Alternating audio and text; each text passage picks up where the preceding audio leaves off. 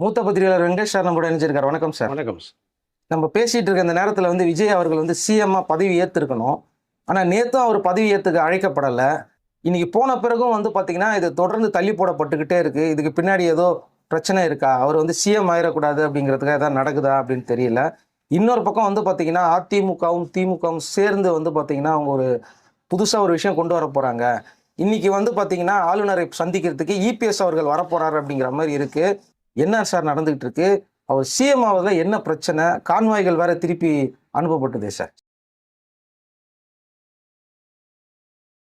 Sir மொத்தத்தில் பார்க்கணும்னா மக்களுடைய ஆதரவு மும்முனைய போட்டியில் விஜய் அவர்களுக்கு தான் முதன்மை இடத்தை மக்கள் கொடுத்துருக்காங்க. 108 இடங்களை கைப்பற்றிருக்காரு. வேற யாரும் அதை நெருங்க முடியல. பட் இங்கே டோட்டலாக பார்க்க போனால் 108 இடங்களை கைவசம் வச்சிருக்கிற விஜய் அவருக்கு தேவை இன்னும் 10 இடம். 118 தேவை. காங்கிரஸ் ஒரு 5 வந்திருக்காங்க. ஸோ இப்போ 113 ஆயிடுச்சு. இன்னும் ஒரு 6 சீட் தான் தேவைப்படுது. பட் அதற்கு விஜய் அவர்கள் நான் முதலமைச்சராக பதவி ஏற்றுக்கொள்ள வேண்டும், அதற்கு அனுமதி வேணும்னு சொல்லிட்டு கவர்னர்களை நேற்று சந்தித்த ஒரு சம்பவம் இருக்குது. பட் அப்பொழுது விஜய் அவர்களுக்கு காவல்துறை சார்பாக சிஎம் கான்வாய் உட்பட பாதுகாப்பாக கொண்டு செல்லப்பட்டு கொண்டு வரப்பட்ட சம்பவமும் இருக்குது. நமக்கு அதை ஆளுநர் பொக்கை கொடுத்து வரவேற்ற விஷயங்கள் ஒன்று இருக்குது. பட் மொத்தத்தில் ஒரு நல்ல சந்தர்ப்பம், அந்த ஒரு சந்திப்பாவே நிகழ்ச்சி தான் நடந்தது. இன்றைக்கு நேரு இண்டோர் ஸ்டேடியத்தில் சிஎம் பதவி ஏற்றுக்கிறேன்னா அந்த விழா மேடைகள் உட்பட அந்த பக்கம் ஒரு பக்கம் ரொம்ப சீரியஸாக வேலை நடந்துகிட்டு இருக்கு. இப்போ நான் பேசிகிட்டு இருக்க நேரத்தில் பதவி பிரமாணம் செஞ்சிருக்கணும் அவர். ஆனால் நேற்று மாலை சந்தித்து வந்த பிறகு திடீர்னு ஒரு சுனாமி இது மாதிரி ஒரு செய்தி வருது. நீங்கள் மெஜாரிட்டியை இப்போவே யாருன்னு நீங்கள் காமிச்சாதான் உங்களுக்கு அந்த அனுமதி தரப்படும் தகவல் வரும்போது இங்கே எல்லாருமே ரொம்ப அதிர்ச்சிக்குள்ளாக்குறாங்க. இல்லையே, இது ஆக்சுவலாக விஜய் 14 நாட்கள் டைம் கேட்டிருக்காரு. நீங்கள் இப்போ யார் பெரும்பான்மை இருக்காங்க? மெஜாரிட்டி வரவில்லையே தவிர பெரும்பான்மை இருக்காங்கன்னா விஜய் மட்டும்தான் இருக்கார். அப்போ விஜய்க்கு அந்த வாய்ப்பை கவர்னர்கள் கண்டிப்பாக கொடுத்தே தீரணும். அதான் சட்டம் அதுதான் சொல்லுது. அப்போ நீங்கள் ஒரு 14 நாட்கள் கொடுத்த பிறகு அவர் முதலமைச்சராக கவர்னர் பதவி செஞ்சு வச்சதுக்கு பிறகு சட்டசபைக்கு போவாங்க. இப்போ சட்டசபையை போய் அங்கே கூடும். அப்போது அங்கே அதாவது 2வது இடத்துல 3வது இடத்துல சட்டசபைக்கு வருவாங்க. அப்போ டோட்டலாக அந்த மெஜாரிட்டி வாக்கெடுப்பு பண்ணும்போது சட்டசபையில் மட்டும்தான் அந்த பெரும்பான்மை 118 சீட் இருக்கா இல்லையாங்கிறத விஜய் அவர்கள் தரப்பில் அதை ப்ரூவ் பண்ணணும். அதான் இது வரைக்குமே நடந்துட்டு இருக்க ஒரு விஷயமா பார்க்கப்படுது.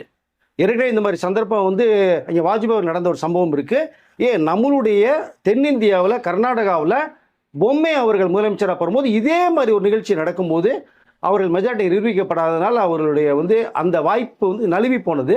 அவர் உடனடியாக உச்சநீதிமன்றத்தை போய் நாடுறாங்க. உச்சநீதிமன்றம் ஒரு தீர்ப்பு கொடுக்குது. இல்லைங்க, இது சட்டசபையில் மட்டும்தான் தீர்மானத்தை கொண்டு இருக்கா இல்லைங்கிறத ப்ரூவ் பண்ணணும், அவங்களுக்கு ஒரு டைம் கொடுக்கணும். அப்படிங்கும்போது இது சட்டம் சொல்ல போய் திரும்பி பொம்மை அவர்கள் முதலமைச்சராக பதவி பிரமாணம் ஏற்றுக்கிறாங்க. அதை அடிப்படையில் வச்சு தான் இப்போ கோர்ட்டுக்கும் விஜய் அவர்கள் போகிறதுக்கான ஒரு வாய்ப்பும் இருக்கிற மாதிரி ஒரு தகவல் வந்துட்டு இருக்கு. ஆனால் நேற்று விஜய் அவர்களுக்கு ஒரு அழுத்தம் கொடுக்கப்படுறதுனா அரசியலில் இது எல்லாமே நடக்கும். அதற்கிடையில் ஏகப்பட்ட ப்ராப்ளங்களை சந்திச்சு தான் வரணும். நேற்று ஒரு 7 மணிக்கு மேலே மீண்டும் ஒரு அதிர்ச்சியமான தகவல் வருது. என்னன்னு பார்த்தோம்னா அண்ணாடிஎம்கே ஆட்சி அமைக்க போகிறாங்க, வெளியிலிருந்து திராவிட முன்னேற்ற கழகம் அவர்களுக்கு ஆதரவு தர போகிறாங்க அப்படிங்கிற செய்தி எல்லா மீடியாக்களும் சேட்டலைட் மீடியாவிலேருந்து எல்லா பேருமே அதாவது என்ன சொன்ன காட்டுத்தீ மாதிரி அந்த செய்தி பரவுது. எல்லாருக்கும் பேரதிர்ச்சி. என்னோட 50 வருட அரசியல் வரலாற்றில் 60 அரசியல் வரலாற்றில் நடக்காத ஒன்று இப்போ எதற்கு நடக்கிறது மாதிரியான ஒரு செய்திகள் போய்கிட்டு இருக்கு. அப்போ இங்கே விஜய் முதலமைச்சராக பதவி பிரமாணம் ஏற்றுக்கொள்ளக்கூடாதுன்ற ஒரு நோக்கமா, அல்லது காங்கிரஸ் விஜயோட சேர்ந்ததினுடைய விளைவா? ஏன்னா தேசிய கட்சி காங்கிரஸ் இந்திய அளவில் எந்த அளவுக்கு செல்வா இருக்குன்னு தெரியும். இப்போ கேரளாவில் ஆட்சியை கைப்பற்றிருக்காங்க. அப்போ விஜய் அவர்கள் காங்கிரஸ் 5 பேர் முழு ஆதரவுங்கிற சர்டிஃபிகேட்டை கொடுத்துட்டாங்க அவங்க கிட்ட, விஜய் கிட்ட. இப்போது விஜய் நேஷனல் கட்சிக்குள்ளேயும் போகிறதுக்கான வாய்ப்புகள் இருக்குது. ஏன்னா இங்கே சட்டமன்றம், நாடாளுமன்றம், ஊராட்சி எல்லா தேர்தலையுமே நாங்கள் கூட்டணியை தொடருவோம் அப்படின்னு காங்கிரஸ் சொல்லப்பட்ட ஒரு விஷயம். இதுதான் இங்கே மிகப்பெரிய ஹைலைட்டாக பார்க்கப்படுது. அதுதான் விஜய்க்கு அந்த அனுமதி தராமல் இது வரைக்கும் இழுத்தடிக்கப்பட்ட ஒரு செய்தியாக வந்துகிட்டு இருக்காது. ஸோ அதில் அவர்கள் விருப்பம் தான், யார் ஆதரவு தர்றாங்களோ. இப்போ விஜய் மெஜாரிட்டி நிரூபிக்க வேண்டியதுனால காங்கிரஸ் கொடுக்குது, அது ஏற்றுக்கொள்ளப்படுறார். இன்னமும் எல்லார்ட்டையுமே அவர் கடிதங்கள் அனுப்பிச்சிருக்கார், எனக்கு ஆதரவு கொடுங்கன்ற ஒரு விஷயத்த எல்லா கட்சியிலுமே ஆதரவு கொடுத்து அதை கேட்டிருக்கார். அப்போது அவர்களை கொஞ்சம், ஏன்னா பெரும்பான்மை உள்ளவர் கண்டிப்பாக முதலமைச்சராக நீங்கள் தான் உட்கார வைக்கணும். அதுதான் ஜனநாயக முறைப்படி சரியாக இருக்கு. ஏன்னா மக்கள் தீர்ப்பு இது. மக்கள் தீர்ப்பை எல்லாரும் ஏற்றுக்கொள்ள வேண்டும்.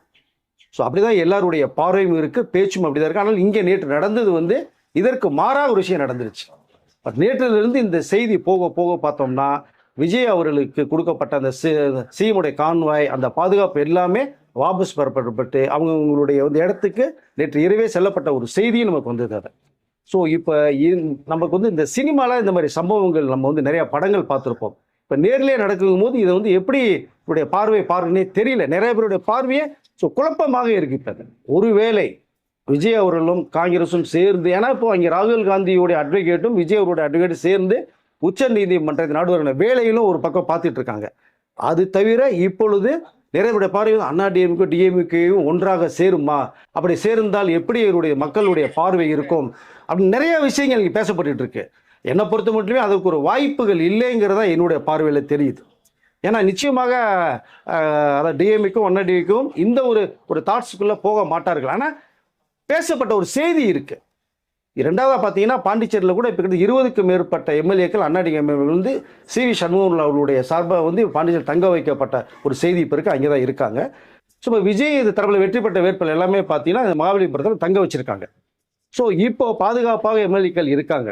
இப்போ நேற்று இரவே பார்த்தீங்கன்னா அவசர ஆலோசனை விஜய் வந்து நிர்வாகிகளை கூப்பிட்டு ரொம்ப தீவிரமாக வந்து நிறைய ஆலோசனைகள் வந்து பேசப்பட்ட தகவலும் இருக்குது. அடுத்த கட்டத்துக்கு எப்படி நம்ம கொண்டு போகலாம். ஏன்னா இங்கே முதலமைச்சராக பதவியேற்பதற்கு முதன்மையாக விஜய் மட்டுமே இப்போ இருக்கார். வேற யாரும் கூட இன்னும் கவர்னர்கிட்ட போய் நாங்கள் ஆட்சி அமைக்கிறோன்ற விஷயத்தை யாரும் சொல்லலை. ஒருவேளை அண்ணா டிஎம்கே டிஎம்கே சொன்னார்கள்னா அப்போ மெஜாரிட்டி கேட்பாங்க. இப்போ மெஜாரிட்டி கேட்கும் போது அவர் 2 பேரும் சேர்ந்தால் தான் மெஜாரிட்டி வரும். என்னை பொறுத்த மட்டுமே சேர்றதுக்கான வாய்ப்புகள் கண்டிப்பாக இருக்கவே இருக்காது அப்படின்னு தான் நான் நினைக்கிறேன். நான் இதை ஏன்னா விஜயை தவிர்க்கணுங்கிறதுக்காக ஒரு 50 வருடமாக எதிரெதிராக இருந்தவர்கள் ஒன்று சேர்றதுக்கு வந்து வாய்ப்புகள் குறைவு. மக்கள் மத்தியில் அவர்களுடைய இமேஜ் என்ன ஆகுங்கிற இன்னொரு விஷயம் பார்க்கப்படுது. அப்படியே எல்லாம் மாற்றம் செய்யப்பட்டு வந்தால் கூட அடுத்த வந்து மக்கள் மத்தியில் விஜய்க்கு பெரும்பான்மையான இன்னும் ஆதரவு ஆட்டோமேட்டிக்காக பெருங்கிறத நம்ம சொல்லிக்கல விரும்புகிறோம். அப்படி தான் நம்ம டெல்லியோட ஆம் ஆத்மியோடைய கெஜ்ரியினுடைய அந்த சம்பவம் நமக்கு இருக்காது. சொல்லலாம் அந்த விஷயத்துக்குள்ளே போக மாட்டார்கள் என்ற நம்பிக்கையோடு தான் நான் பேசிகிட்டு இருக்கேன்.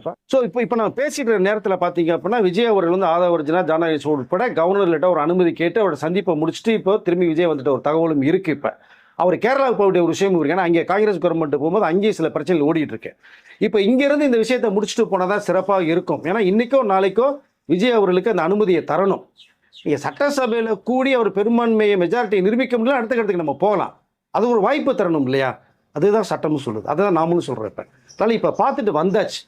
இதற்கிடையில் வந்து விசிகாவுடைய திருமா அவர்கள் கூட வந்து பார்த்தீங்கன்னா விஜய் அவர்கிட்ட தொலைபேசியில் பேசின ஒரு விஷயமும் இருக்குது. இன்னைக்கு அவர்கள் முக்கியமான நிர்வாகிகளோட ஒரு மீட்டிங்கை போட்டு விஜய்க்கு ஒரு தகவல் சொல்லப்படுறதா ஒரு நேற்று இரவு ஒரு விஷயம் இருந்தது. இந்த கூட்டணிகள் வந்து உருவாகிறது மாதிரி போகும்போது அவர்கள் கொஞ்சம் அமைதியானாங்க. இப்போ கிட்டத்தட்ட யார் வந்து ஆதரவு தரத்துக்கு ரெடியாக இருக்காங்க. இவங்க 2 பேரும் ஒன்று சேர்ந்துருவாங்க போது எல்லாமே அங்கே பெரிய பூகம்பத்தையே கிளப்பிச்சு. அதன் விளைவாக இது வந்து விஜய்க்கு ஒரு அழுத்தம் வந்து கொடுக்கணுங்கிற நோக்கத்தோட இந்த விஷயங்கள் பேசப்படுதா, நிஜமாகவே பேசப்படுதா அப்படிங்கிறது தெரியல. ஆனால் நம்ம பார்வைக்கு வந்து அவர்கள் 2 பேரும் ஒன்று சேர்வதற்கான வாய்ப்புகள் மிக மிக மிக குறைவுன்னு தான் நான் சொல்லிக்கிறேன். ஏன்னா இங்கே விஜய்க்கு மக்களுடைய ஆதரவு பெருமனை கொடுத்துட்டாங்க. ஒருவேளை அப்படி சேர்ந்தால் இன்னும் ஆதரவு பெருகும். 91 நடந்த சம்பவம் தான் நடக்கும்னு நினைக்கிறேன். அன்னைக்கு அண்ணா டிஎம்கே ஜெயலலிதா அவர்கள் வந்து முதலமைச்சர் போது எவ்வளோ மக்கள் ஆதரவு கொடுத்தான்ற ஒரு விஷயம் தெரியும். அதனால் வந்து எல்லாமே வந்து மக்களுடைய ஆதரவை ஏற்றுக்கொள்ள வேண்டும். அவர்களுடைய வாய்ப்பை தரணும். அவர்கள் வந்து ஒரு நல்ல செய்திக்காக வெயிட் பண்ணிட்டு இருக்காரு. இப்போ இது தவிர பார்த்தீங்க அப்படின்னா விசிக அவர்களும் இப்போ வந்து விஜய்க்கு ஆதரவு தர மாதிரி சூழ்நிலையை பேசப்படுற தகவல் வருது. பாண்டிச்சேரியில் இருக்கக்கூடிய அண்ணா டிஎம்கேவுடைய எம்எல்ஏ 20க்கும் மேற்பட்டவர்கள் இருக்காங்க. இப்போ அவர்கள் கூட கிட்டத்தட்ட பார்த்தீங்கன்னா விஜய்க்கு ஆதரவு தரதா ஒரு நியாயமானதாக இருக்கும், அதுதான் சரியான முறை அப்படிங்கிற அளவுக்கு இங்கே பேசப்பட்ட ஒரு தகவலும் இருந்துகிட்டு இருக்கு. இதே தவிர நீங்கள் சொன்னது மாதிரி வந்து இபிஎஸ் அவர்கள் கூட கவர்னர் சந்திப்பதற்கு ஒரு அனுமதி கேட்ட ஒரு விஷயமும் வந்துகிட்டு இருக்கு. அது எதை நோக்கின்னு நமக்கு தெரியல நமக்கு அதை. அதனால் முக்கியமாக இப்போது கிட்டத்தட்ட எனக்கு தெரிந்த வரைக்குமே விஜய்க்கு ஆதரவு தருவார்கள் அப்படிங்கிற ஒரு விஷயம்தான் எனக்கு செய்தியில் வருது. ஆனால் இங்கு எல்லா விஷயங்களும் எல்லா தடங்களையும் அழுத்தங்களையும் தாண்டி தான் விஜய் வரக்கூடிய ஒரு சூழ்நிலை உருவாகிருக்கு. ஆனால் அவர் தான் முதலமைச்சராக பதவியேற்பார் என்ற ஒரு செய்தியும் அனைத்தரமாக பேசப்பட்டு இருக்கு. இப்போ வந்து பார்த்தீங்கன்னா விசிக்கு ஆதரவு தெரிவிச்சிருக்காங்க. அதே மாதிரி வந்து பார்த்தீங்கன்னா சிபிஎம் கட்சியும் வந்து ஆதரவு தெரிவிச்சிருக்காங்க. அவரை முதல்ல பதவி ஏற்றுக்க விடுங்க அதுக்கப்புறம் அவர் பெரும்பான்மையை நிரூபிக்கிறாரோ இல்லையா, அது அங்க பிரச்சனை அப்படின்னு சொல்லியிருக்காங்க. இப்போ ஒவ்வொரு நடிகர்கள்ல இருந்து அரசியல் தலைவர்கள் எல்லாருமே விஜய்க்கு வந்து அழுத்தம் கொடுக்கப்படுகிறது. நாங்க அப்பவே சொன்னோம் பாத்தீங்கல்ல, அவர் வந்து காங்கிரஸோட இணைந்ததுனால தான் இந்த அழுத்தம் தர்றாங்க அவங்களுக்கு. இல்லைன்னா நேத்தே கூப்பிட்டு நேரம் சிஎம் பதவி ஏற்றிருப்பார் அப்படின்னு சொல்றாங்க. இது எதை நோக்கி போகும் இல்லை சார்? சார், அவங்க காங்கிரஸ் ஆதரவு தராங்க அப்படின்னா அவர்கள் பார்த்தாங்க மீண்டும் ஒரு தேர்தலை சந்திக்க யாருமே விரும்ப மாட்டாங்க. பல கோடிகள் செலவாகும், நிறைய வேலைகள் இருக்கு அதில். ஸோ அது விரும்ப மாட்டாங்க. அதனால தான் ஆதரவு தரத்துக்கு முன் வந்தாங்க.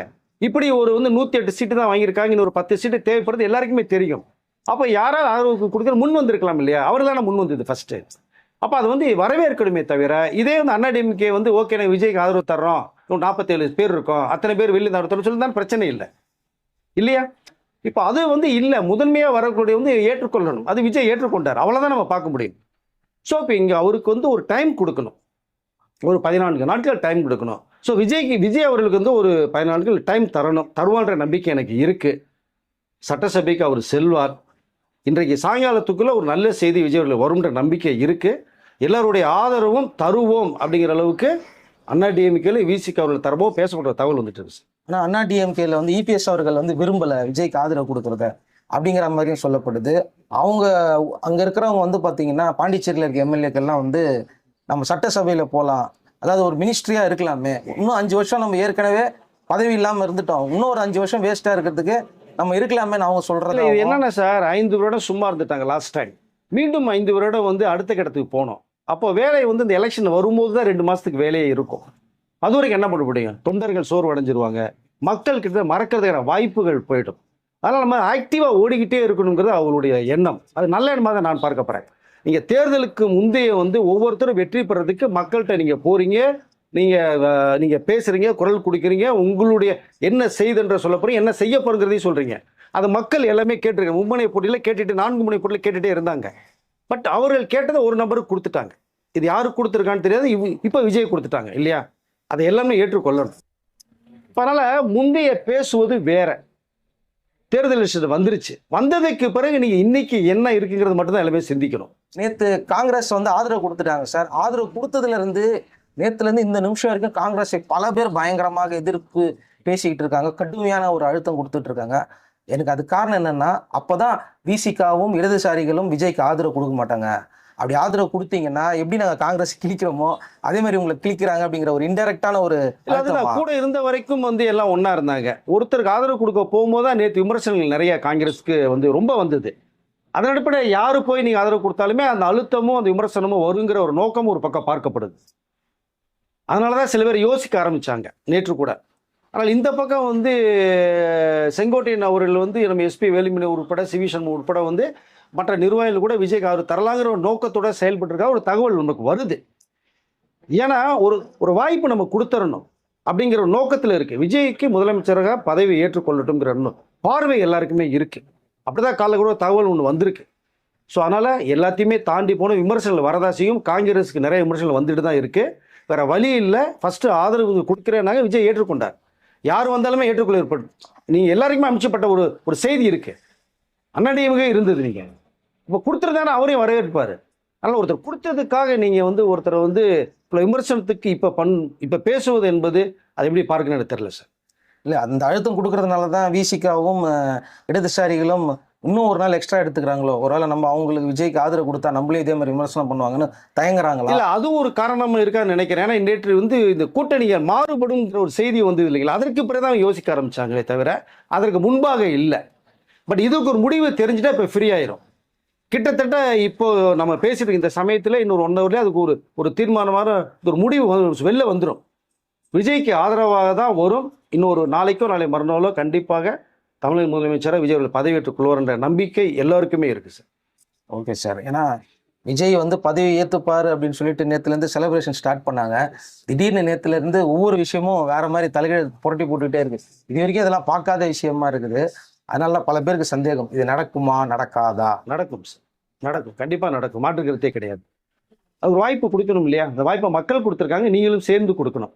கொடுப்பான்னு நம்பிக்கை எனக்கு இருக்குது சார். அப்போ இடதுசாரிகளும் கண்டிப்பாக விசிகாவும் ஆதரவு கொடுப்பாருன்றீங்க? நம்பிக்கை எனக்கு இருக்கு. ஏன்னா எல்லோருடைய பார்வையும் அப்படிதான் இருக்கு. ஏன்னா கொடுக்கணும், கொடுத்தாதான் ஜனநாயகப்படி வந்து அதை நியாயமாக பார்க்கப்படும் அப்படிங்கிறது அவங்களுக்கும் கண்டிப்பாக தெரியும். ஆனால் இதுக்கு முன்னாடி சில பேச்சுவார்த்தைகள் போகும், அழுத்தங்கள் வரும், எல்லாமே வரும் சார். ஈஸியாக ஒரு பொருள் கிடைச்சிடாது சார். நீங்கள் நினைக்கிறது மாதிரி கஷ்டப்பட்டா ஒரு பொருள் கிடைக்கும். கஷ்டப்பட்டு கிடைக்கிற பொருள் வந்து அவருடைய வேல்யூ எல்லாருக்குமே தெரியும். அதில் கண்டிப்பாக எல்லாருமே விஜய் அவர்களுக்கு ஆதரவு தருவார்கள் என்று நான் நம்புகிறேன். கண்டிப்பாக விஜய் தமிழ்நாட்டின் முதலமைச்சராக பதவி பிரமாணம் ஏற்றுக்கொள்வார் நம்பிக்கை எனக்கு இருக்கு. நிறைய பேருக்கு உண்மை தெரிந்தவர்கள் எல்லாருக்குமே அந்த நம்பிக்கை இருக்கு சார். Okay sir. ஏன்னா பல பேர் குழப்பத்தில் இருந்தாங்க, அதான் உங்ககிட்ட கேட்டேன். நன்றி சார். நன்றி சார்.